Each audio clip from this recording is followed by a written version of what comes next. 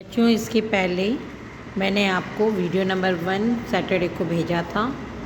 Now start with second videos and next topic conservations of minerals. We all the appreciate the strong dependence of the industries and the agricultures upon minerals deposits and the substance manufactured from them. The total volume of workable mineral deposit is in the insignificant fractions. Example, 1% of the earth crust. We are rapidly consuming minerals resources that required millions of years to be created and concrete. The geographical process of minerals formations are so slow that the rate of the replacement of are the identify small in the comparisons to the present rates of consumptions. Mineral resources are therefore infinite and the non-renewable. Rich mineral deposits are our country extremely valuable but short-lived procession. Continued extractions of ores lead to the increasing cost as the mineral extractions come from greater depth along the decrease in quality. बच्चों, खनिजों का संरक्षण हम सभी को उद्योग और कृषि की खनिज निक्षेपों का उनसे विनिर्माण पदार्थों पर भारी निर्भरता सुरक्षित है। खनन योग्य निक्षेप को कुल राशि अस्थायी अंग है, अर्थात भू प्रॉपर्टी का 1%। जिन खनिज संसाधनों के निर्माण और साधन में लाखों वर्ष लगते हैं, हम उनका शीघ्रता से उपभोग कर रहे हैं। खनिज निर्माण की भूगर्भिक प्रक्रिया इतनी धीमी है कि उनको वर्तमान उपभोग के दर की तुलना में उसके पूर्ण भरण की दर अपरिमित रूप से थोड़ी है। इसलिए खनिज संसाधन सीमित तथा अनवीकरण योग्य है। समृद्ध खनिज निक्षेप हमारे देश की अत्यधिक मूल्यवान संपत्ति है, लेकिन ये अल्पजीवी है। अयस्कों के सतत उत्खनन से लागत बढ़ती जा रही है, क्योंकि खनिजों के उत्खनन की गहराई बढ़ने के साथ उसकी गुणवत्ता भी घटती जाती है। आपने खनिज संसाधनों को सुनियोजित एवं सतत पोषणीय ढंग से प्रयोग करने के लिए तालमेल युक्त प्रयास करना होता है। The continues we use the decrease in quality. Now second point is energy resources. Energy is required for all activities. It is needed to cook, to provide light and heat, to proper vehicles and to drive machinery in the industries. Energies can be generated from the fuel minerals like coal, petroleum, natural gas, uranium, and from electricity. Energy is a resources can be classified as the conventional and non-conventional sources. Conventional sources include firewood, cattle dung, cake, coal, petroleum, natural gas, and electricity, both hydel and thermal. Non-conventional sources include the solar, wind, tidal, geothermal, biogas, and automatic energy. Firewood and the cattle dung cake are most common in the rural India. According to the one estimate, more than 70% energy requirement in rural household and met by the two continuations of this encircling. बच्चों, ऊर्जा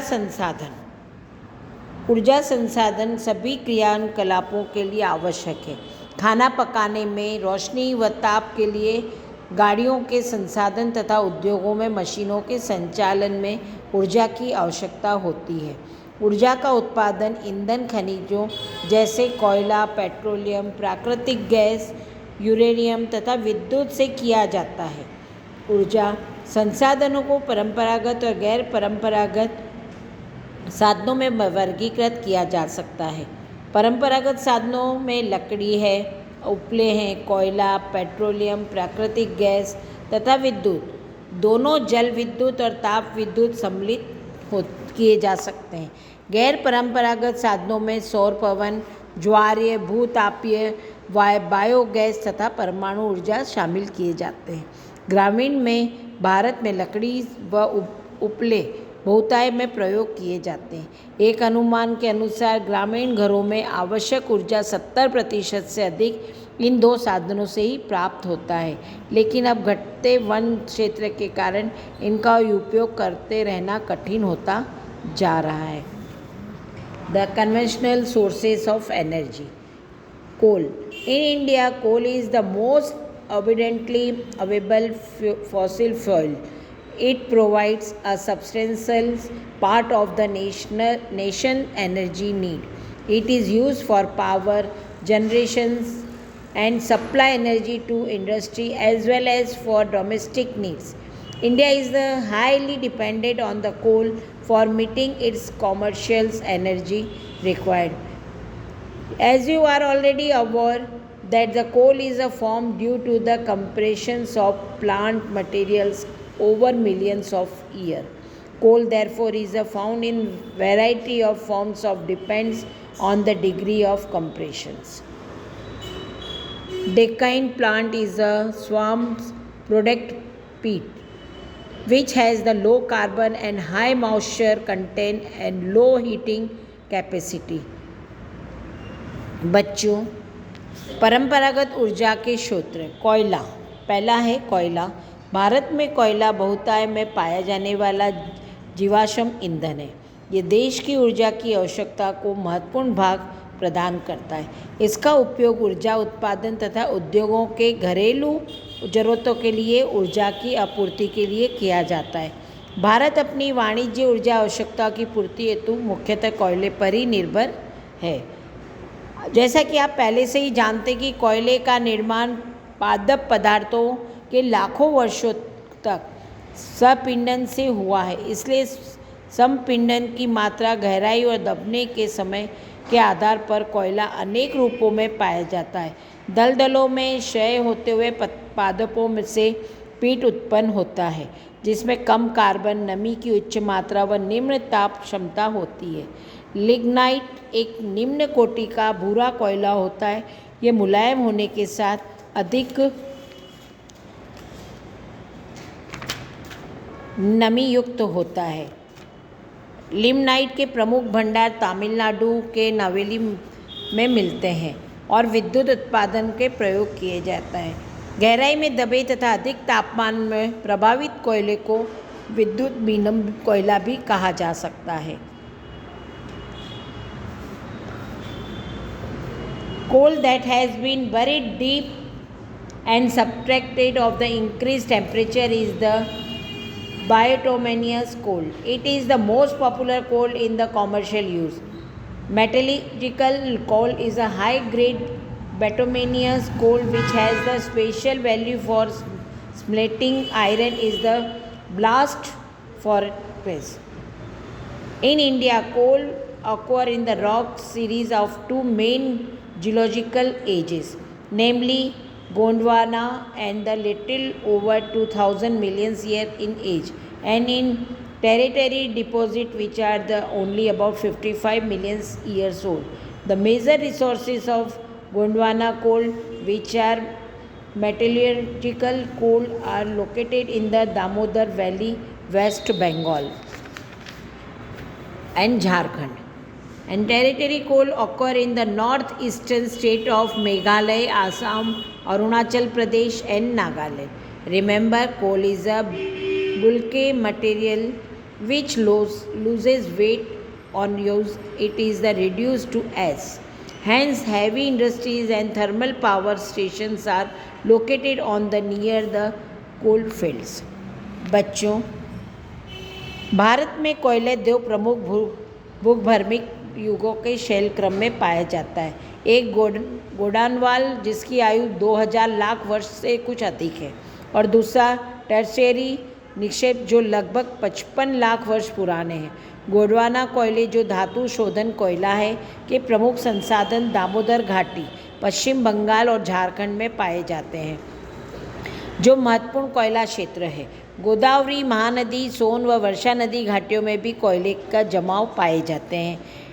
tertiary कोयला क्षेत्र उत्तर पूर्वी राज्य मेघालय, आसाम, अरुणाचल प्रदेश और नागालैंड में पाया जाता है। ये स्मरण रहे कि कोयला स्थूल पदार्थ है जिसका प्रयोग करने पर भार घटता है, क्योंकि ये राख में परिवर्तित हो जाता है। इसी कारण भारी उद्योग तथा ताप विद्युत गृह कोयला क्षेत्रों अथवा उसके निकट ही स्थापित किए जाते हैं। The next one is a petroleum. Petroleum is a minerals oil is the next major energy source in India. After coal, it is provided fuel for heat and lighting, lubricants for the machinery and raw materials for the number of manufacturing industries. Petroleum refineries act as the nodal industries for synthetic textile, fertilizers and the numerous chemical industries. Most of the petroleum occurrences in India are associated with the anticlination of the fuel traps in the rock formation in the Tertiary age. In region of flooding, anticline and the domes is the occur where is oil is trapped in the crest of the upfold. The oil-bearing layer is a porous limestone and the sandstone throughout which oil may flow. The oil is prevented from the rising or snaking by the intervening non-porous layer. Petrol is also found in the fold traps between pores and the non-porous rocks. Gas being lighter usually occur above the oil. Mumbai, High, Gujarat and Assam are the major petroleum production area in India. From the map located, the three major offshore fields the western India. Ankleshwar is the most important field of Gujarat. Assam is the oldest oil production state of India. Digboi, Narkhatya and the Moran Hazariganj are the important oil field in the state. बच्चों, अब हम petroleum के बारे में पढ़ेंगे। भारत में कोयले के पश्चात ऊर्जा का दूसरा प्रमुख साधन पेट्रोलियम या खनिज तेल है। यह ताप व प्रकाश के लिए ईंधन, मशीनों को स्नेहक और अनेक विनिर्माण उद्योगों को कच्चा माल प्रदान करता है। तेल शोधनशालाएँ संशोधित वस्त्र, उर्वरक तथा असंख्य रसायन उद्योगों में एक नोडीय बिंदु का काम करती है। भारत में अधिकांश पेट्रोलियम की उपस्थिति टर्शरी युग के शैल संरचनाओं में अपनित व ब्रंश ट्रैप में पाई जाती है। वलन अनुपनीति गुंबदों वाले प्रदेशों में यह वहाँ पाया जाता है। तेल धारक परतस्रंध चूना पत्थर या बालू पत्थर होता है जिसमें से तेल प्रवाहित हो सकता है। मध्यवर्ती असंतुलन परतें तेल को ऊपर उठाने या नीचे रिसने से रोकती है। पेट्रोलियम सरंध्र और असरंध्र चट्टानों के बीच ब्रंश ट्रैप में भी पाया जाता है। प्राकृतिक गैस हल्की होने के कारण खनिज तेल के ऊपर पाई जाती है। भारत में मुंबई, हाई, गुजरात, असम प्रमुख पेट्रोलियम उत्पादक क्षेत्र हैं। भारत में मानचित्र में 3 प्रमुख अपतटीय तेल क्षेत्र चिन्हित किए गए हैं। अंकलेश्वर गुजरात का सबसे महत्वपूर्ण तेल क्षेत्र है।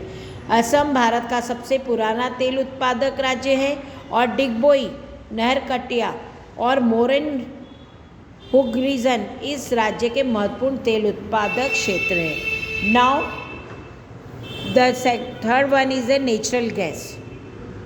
Natural gas is an important clean energy resources found in the associations with or without petroleum. It is used as the source of energy, well as in industries, raw material in the petrochemical industries. Natural gas is considered in the environment friendly and fuel because it low carbon dioxide emissions and it's therefore the fuel for the present century. Large reserves of natural gas have been discovered in the Krishna Godavari basin. Along the west coast of reserve of the Mumbai High and Allied field are supplemented by the finds of Gulf of Cambay. Andaman Nicobar Island are also important area having the large reserve of natural gas. बच्चों, petroleum gas के बाद हम देखते हैं प्राकृतिक gas को। प्राकृतिक gas एक महत्वपूर्ण स्वच्छ ऊर्जा संसाधन है जो पेट्रोलियम के साथ अथवा अलग भी पाई जाती है। इसे ऊर्जा के एक साधन के रूप में व पेट्रो रसायन उद्योग के एक औद्योगिक कच्चे माल के रूप में भी प्रयोग किया जाता है। कार्बन डाइऑक्साइड के कम उत्सर्जन के कारण प्राकृतिक गैस को पर्यावरण अनुकूल माना जाता है, इसलिए ये वर्तमान शताब्दी का ईंधन है।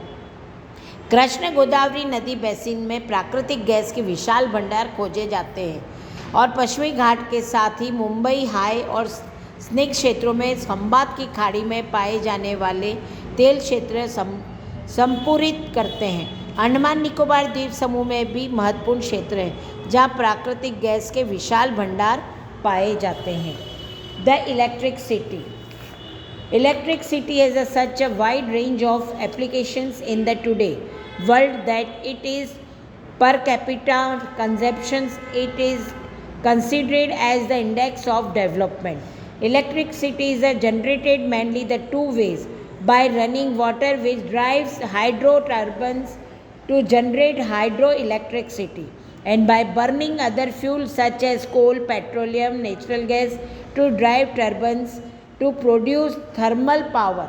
Once generated, the electricity is exactly the same. Hydroelectricity is generated by the fast flowing water, which is the renewable resources. India has a number of multi-purpose projects like the Bhakra Nangal, Damodar Valley Corporations, the Kopil Hydro Project, etc., producing the hydroelectric power. Thermal electricity is generated by using coal, petroleum and natural gas.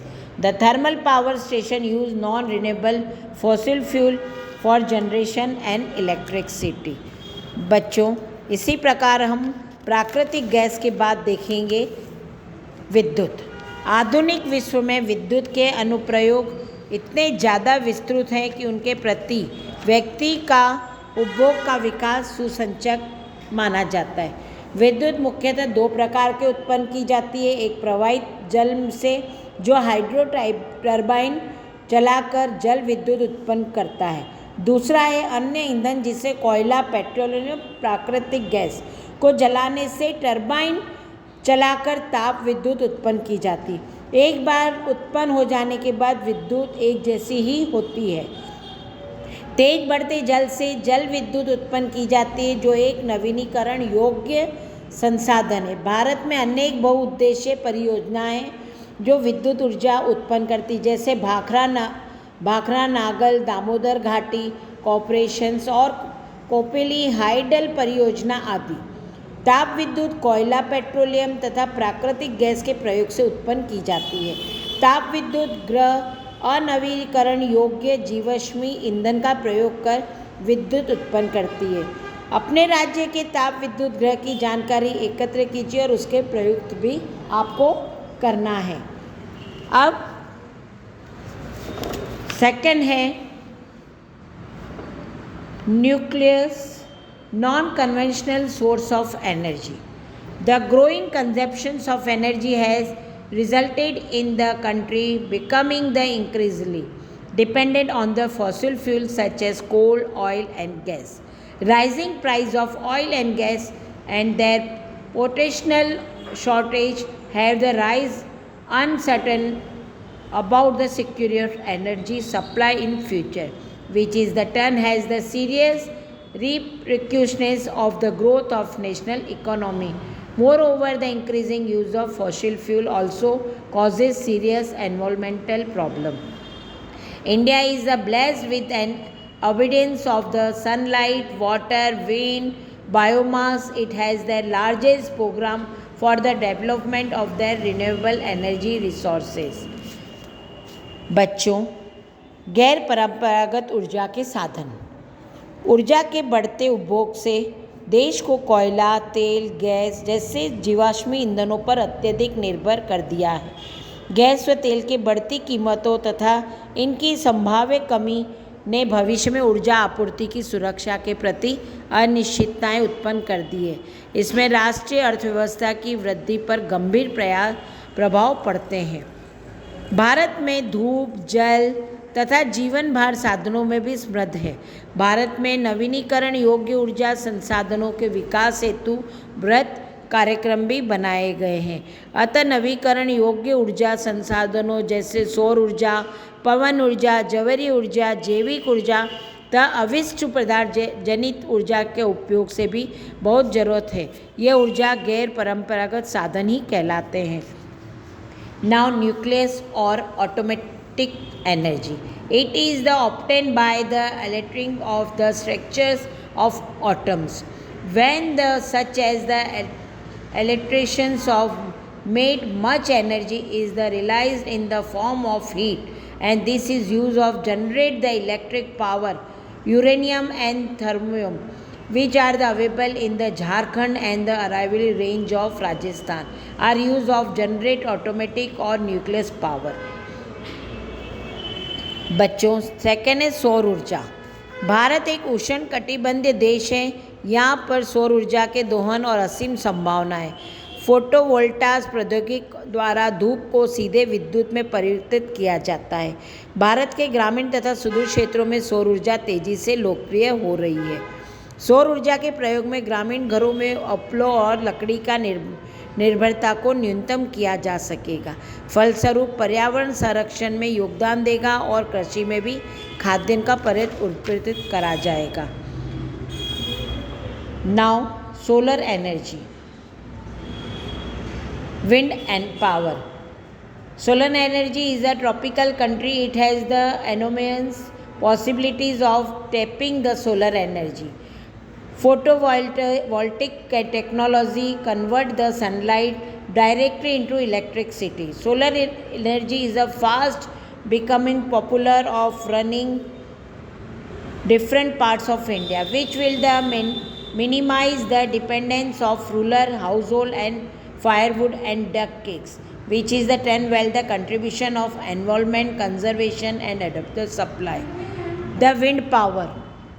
Wind power. India has a great potential in wind power.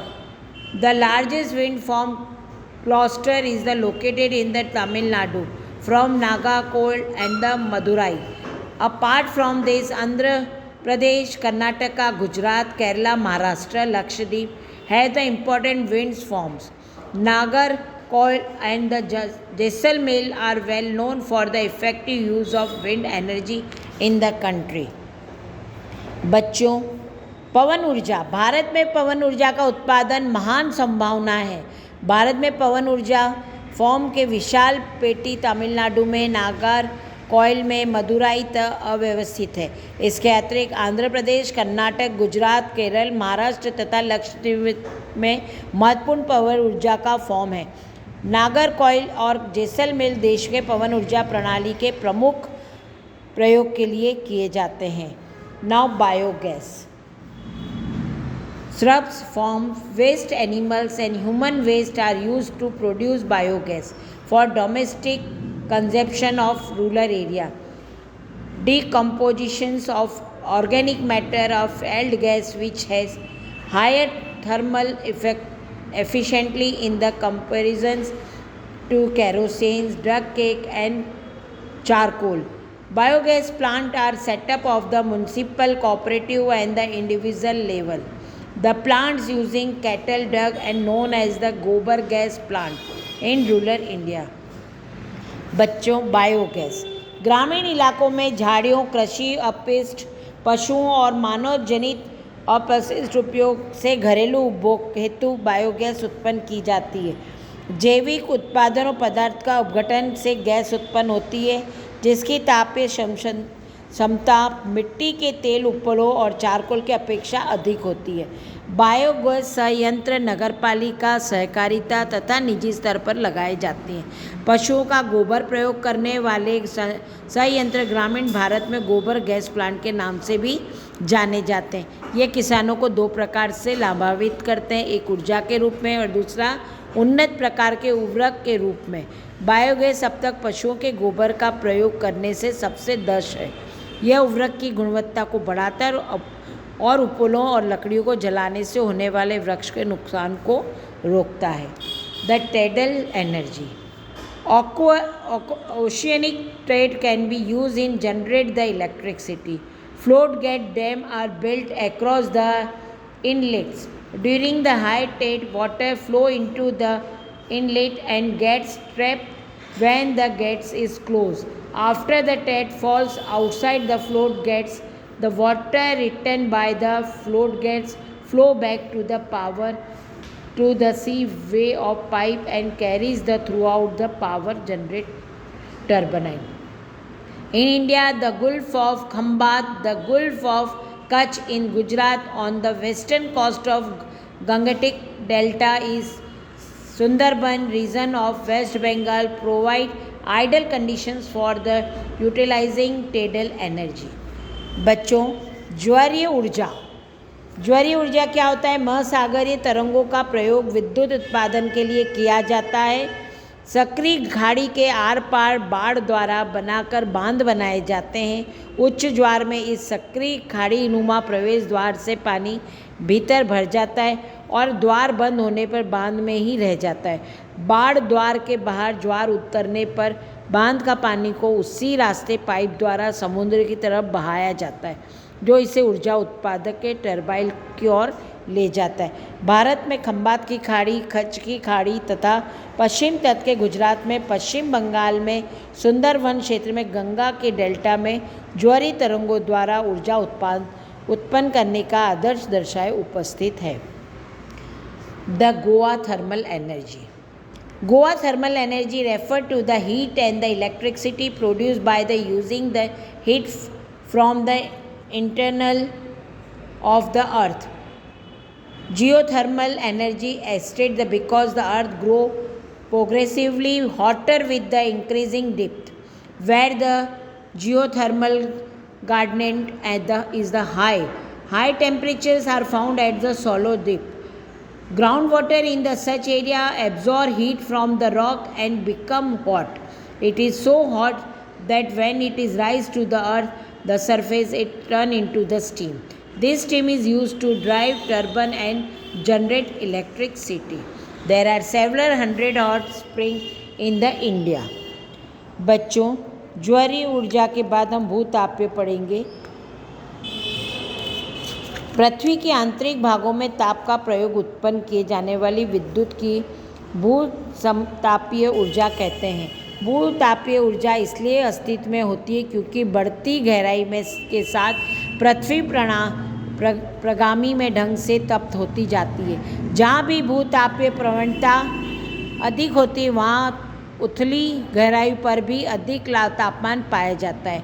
ऐसे क्षेत्रों में भूमिगत जल चट्टानों से ऊष्मा का अवशोषण कर तप्त हो जाता है और ये इतना तप्त हो जाता है कि पृथ्वी की सतह की ओर उठता है और तब ये भाप में परिवर्तित हो जाता है और इसी भाप का उपयोग टरबाइन को चलाने और विद्युत उत्पन्न करने के लिए किया जाता है। भारत में सैकड़ों गर्म पानी के चश्मे हैं जिसका विद्युत उत्पादन में प्रयोग किया जाता है। भूतापीय ऊर्जा के दोहन के लिए भारत का 2 प्रौद्योगिक योजनाएं शुरू की गई है। एक हिमाचल प्रदेश में मणिकरण के निकट पार्वती घाटी में स्थित है तथा दूसरा लद्दाख में पुंगा घाटी में स्थित है। बच्चों, conservation of energy resources. Energy is a basic requirement of economics development. Every sector of the national economy, agriculture, industry, transport, commercial and domestic, need the inputs of energy. The economics development plans implanted since independence necessarily required increasing amount of energy to remain operational, and the result consumptions of energy in all form of has been steadily rising all over country. In this background, there is an urgent need of development and sustainable part of energy development. India is the presently one of the least energy efficient countries in the world. We have to adopt the cautious approach for the judicious use of our limited energy resources. For example, as the concerned citizen, we can do our bit by using public transport, systematic and instead our individual vehicles switching off electricity when non in use, using power saving device and using non conventional sources of energy. After all, energy saved is energy produced. बच्चों, ऊर्जा संसाधनों के संरक्षण आर्थिक विकास के लिए ऊर्जा का आधारभूत आवश्यकता है। राष्ट्रीय अर्थव्यवस्था के प्रत्येक सेक्टर, कृषि उद्योग, परिवहन, वाणिज्य व घरेलू आवश्यकता की पूर्ति के लिए ऊर्जा के निवेशों की आवश्यकता होती है। स्वतंत्र प्राप्ति के पश्चात क्रियान्वित आर्थिक विकास की योजनाओं को चालू रखने में ऊर्जा का बड़ी मात्रा में आवश्यकता रहा है। वर्तमान में भारत विश्व के अल्पतम ऊर्जादर क्षेत्रों में गिना जाता है। हमें ऊर्जा का सीमित साधनों में न्यायसंगत उपयोग के लिए सावधानीपूर्वक उपागम अपनाना होगा।